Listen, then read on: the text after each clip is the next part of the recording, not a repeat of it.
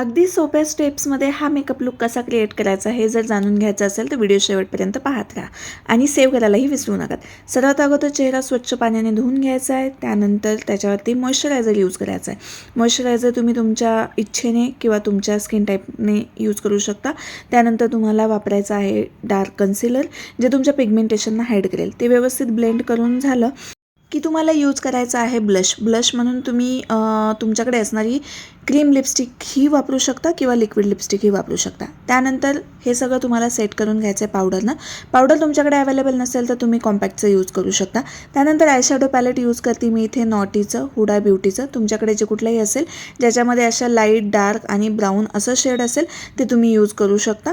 इथे मी नंबर्स दिलेले आहेत. 1 नंबर मी अगोदर वापरलेला, 2 नंतर आणि 3रं सगळ्यात शेवटी.